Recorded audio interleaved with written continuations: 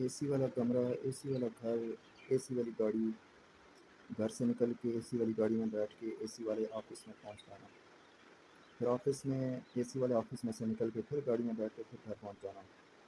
بات تنقید کی نہیں، بات کرٹیسائزم کی نہیں، بات احساس کی ہے کہ 22 کروڑ عوام بھی اسی ملک سے جڑے ہوئے ہیں، اسی ملک کے باسی ہیں، اور اتنی گرمی میں ان کو الیکٹریسٹی شارٹ فال اور 20,000 روپے کی تنخواہ لینے والا بندہ جو پہلی تاریخ ہی سارے بل ادا کر کے فارغ ہو جاتا ہے، وہ اپنی عوام کو ان سہولیات سے کیسے آراستہ کرے گا؟ وہ اپنے عوام تو بہت دور کی بات رہ گئی اس کے لیے، وہ اپنا آپ کیسے فیسیلیٹیٹ کرے گا اتنی گرمی کے موسم میں، اور اپنے سے جڑے لوگوں کو کیسے یہ سہولیات پرووائڈ کرے گا؟ اور جو جن کے پاس سب آسائشیں موجود ہیں ان کو دوسروں کی پرواہ نہیں، کیونکہ ان کا اپنا سسٹم پرفیکٹ طریقے سے چل رہا ہے۔ لہٰذا یہ بات میں نے پھر بھی تنقید کی نہیں، احساس کی بات ہے۔ احساس پیدا کریں، دوسروں کی ہیلپ کرنے کا جذبہ پیدا کریں، اور سب کے لیے بہتری کا سوچیں، کسی کا بھی نقصان نہ کریں، کسی کے لیے بھی نقصان کا نہ سوچیں۔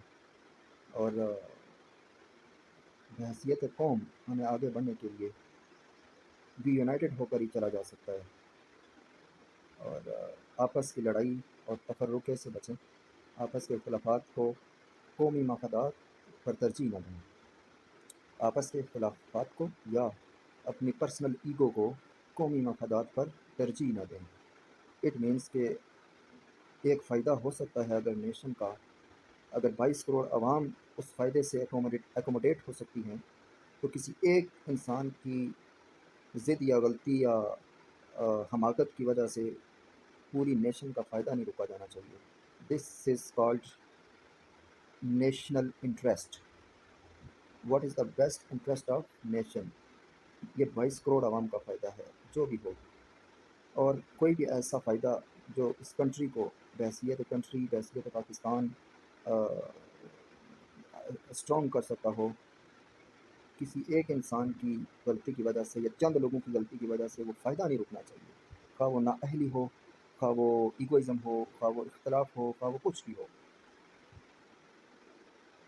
یہ اس کا مطلب یہ ہوتا ہے کہ what is the best interest of country.